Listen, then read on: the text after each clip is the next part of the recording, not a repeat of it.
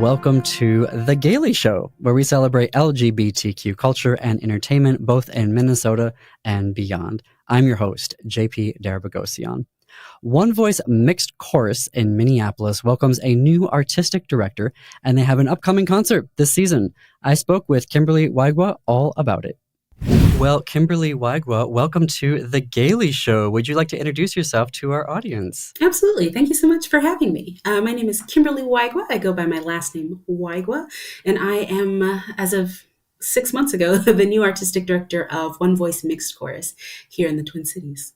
Congratulations. Welcome to the Twin Cities. Is this your first time living in Minnesota? Yeah, I didn't even know what the Midwest was. Okay, so East Coast or West Coast? I'm from the Southwest, but I came from the East Coast from grad school. Great. So tell us a little bit about your role. Yeah, so I'm artistic director. So I do everything that is involved with the chorus as well as any artistic decisions. So programming, and then kind of establishing the culture and the direction that the organization is going to be moving. I do that in conjunction with Mitch Fanton, who is our executive director. So tell us a little bit about that vision that you have for the upcoming chorus. Yeah, absolutely. So it's kind of awesome to be coming into an organization that's so well established. Not a ton of gala choruses get this sort of longevity, at least not at the current size that our organization is, and certainly not mixed choruses. They tend to be women's choruses, men's choruses, and that kind of thing. Right. But it's nice to come in after Jane Ramsay or Miller and kind of have this 27-year legacy, this foundation that we can build upon. And so I've always been interested in issues of diversity, equity, and inclusion.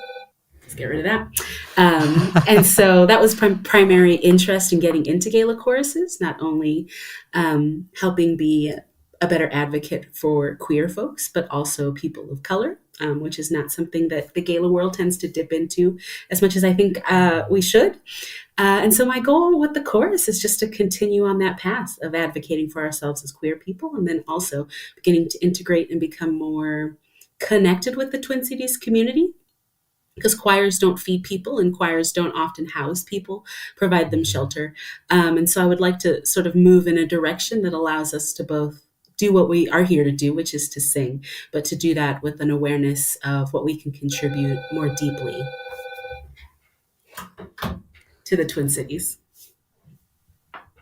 That's fantastic. And I'm curious, so what is coming up next for One Voice? So One Voice has my premiere show coming up, which is going to be January 20th and 21st at the Kohl's Center. It's a program called Dark Night, Star Bright. Oh, and what is in the program? Can you share? Yeah, preview? Absolutely. There's a whole bunch of stuff in this program.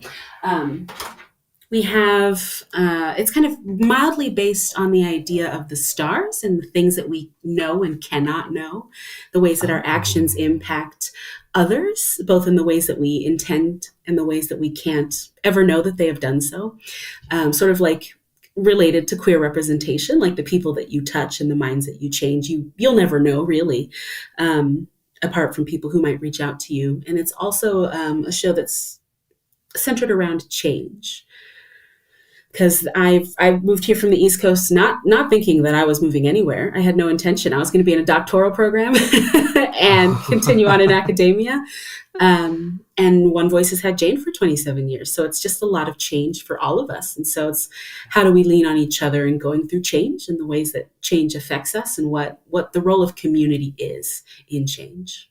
That's wonderful. Is there a particular piece that you're really excited about in the program? I'm putting you on the spot. No, that's fine. There is a piece called Fa Shu Ha, which is Taiwanese.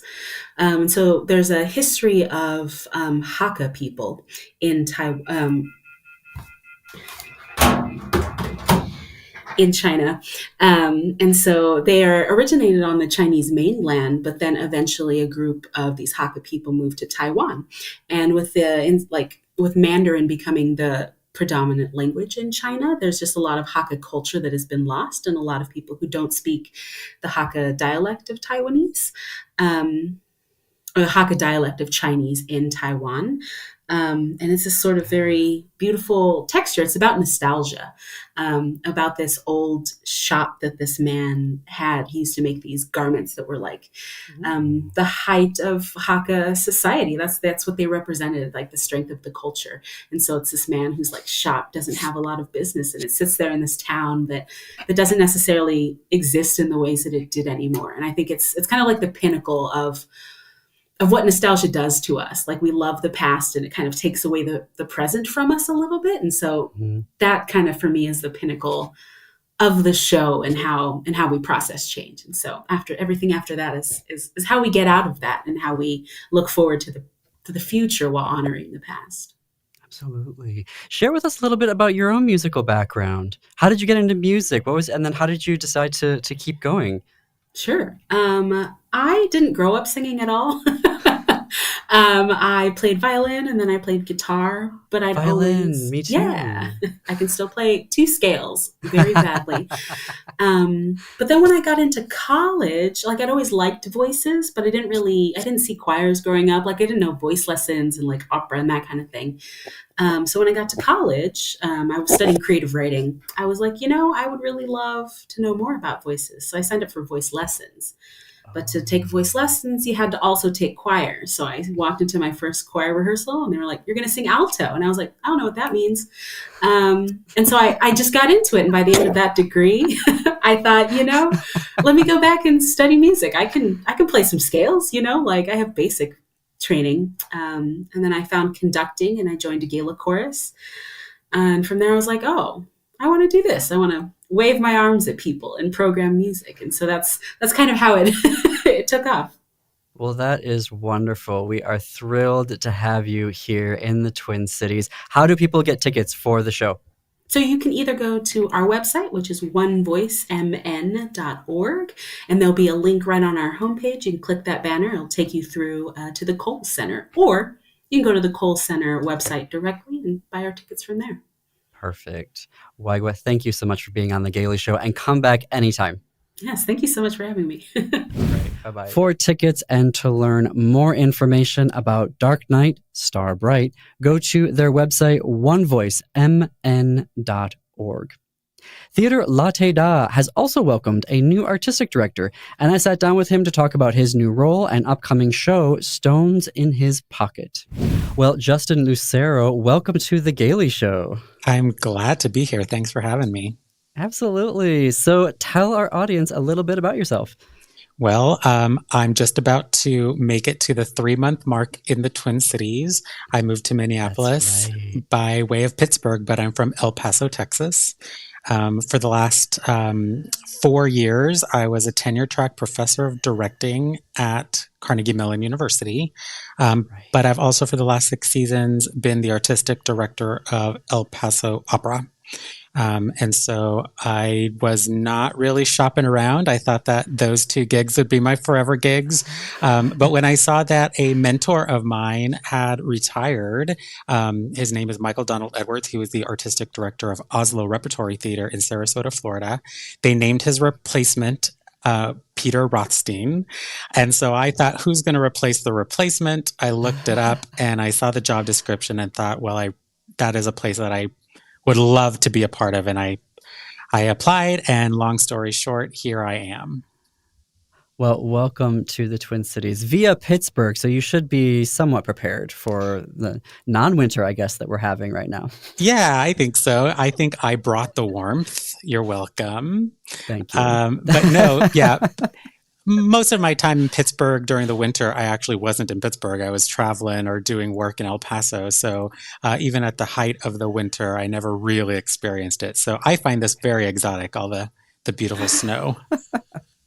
And I see here in my notes that you've helped select Tony Award winners. Tell me about that. Yeah, so Carnegie Mellon University, the School of Drama, is the first ever degree granting institution in theater in the country. Mm-hmm. And so after a while, they determined that they'd like to be a part of the conversation for honoring teachers. And so we developed a special Tony Award for educators. And last year, I was asked to be a part of the selection panel. And so I worked with the Broadway League and the American Theater Wing. And we had a bunch of applicants of really stellar, amazing theater educators, high school teachers primarily.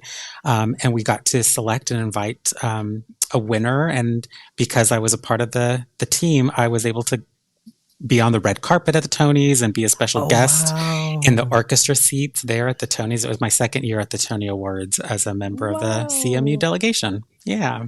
Amazing. And does this get to be an ongoing gig, or do they have to like rotate judges? They have to rotate judges. Some stay a little longer. They have a few more people that stay on a couple times. But now that I'm no longer on faculty at Carnegie Mellon, I suppose I'm giving that up. Oh. Well, hopefully they'll make an exception for you. I think so. Because I see on here that you were also a member of the 2023 Opera American Leadership Cohort. Tell me more about that, too. Yeah, so I never really thought opera would be an expression of mine, but in El Paso, it was the largest professional performing arts organization in our region. So of course I gravitated toward there, and I have a background in music, and foreign language actually. So the opera thing actually turned out to be a great fit for me. But on the artistic leadership and administration side, I decided to tap into the resources of Opera America, which offers some training and development for people that they pinpoint as the next generation of opera leaders. And so I was selected, and this summer I had a 10-day intensive in New York City with Opera America at their National Opera Center. And all year long, I'll be convening with a cohort of international opera artistic administrators, learning what it's like to steer the industry forward. What is that like? It's fabulous to see everyone in their pockets of the industry. We have some people in Europe, some people in Canada, some people in Latin America, of course, all across America. And some of us have expertise on the artistic side, but some of us have expertise in public relations, marketing, casting, new opera development, fundraising. So we get to learn from each other about all of the things that it takes to be a well-rounded artistic administrator. Well, that's fabulous. Congratulations. And coming back towards the Twin Cities, you all have a new show coming out, Stones in His Pockets. Share with us about that show. Yeah, Stones in His Pockets is one of the... I inherited this season. I did not choose this season. But for people who may not know, Theater Latte is a music theater company. We primarily produce musical theater, musicals, things from Broadway, etc. But we also sometimes dabble in opera and plays with music. Stones in His Pockets is a play. It's an Olivier Award-winning play. And to make it work with our company that does music theater, we've actually engaged with a composer, Jason Hansen, who will write original music that will perform live while the play is being performed. It's a it's a two-hander play with these two actors playing more than 15 characters. So they switch in and out of accents. It's set in Ireland. It's hysterical, but it's also really poignant. It's a dark comedy. And I really encourage people who want to see something really hyper theatrical to check it out.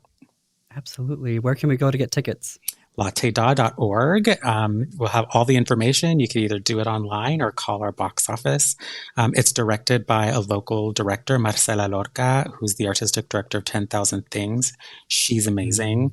Tom Reed and Reed Sigmund, the two actors playing all the roles, are also mainstays of the theater scene in the Twin Cities. And I'm having a blast seeing that team of four people just prepare an amazing, astonishing whirlwind of a show.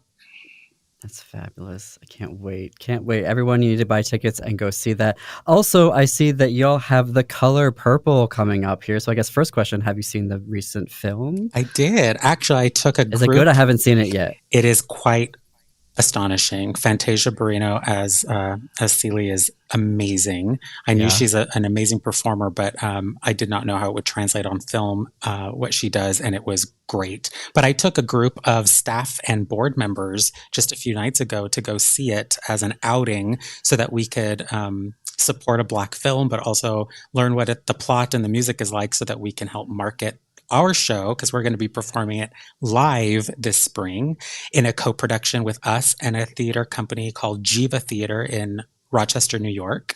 We'll be performing it for several weeks here and then loading everything up, taking the sets, costumes, and cast over to New York, and they'll do another multi-week run over there. It'll be quite exciting. Wow. Well, hopefully it gets lots of Oscars so that can like build in and lead into your production. It should. The production values of all the technical side of things, the costumes and the makeup and the locations are vibrant and colorful and really match with the energy of the score. It's a brilliant score. Music and lyrics by Brenda Russell, Ali Willis, and Stephen Bray.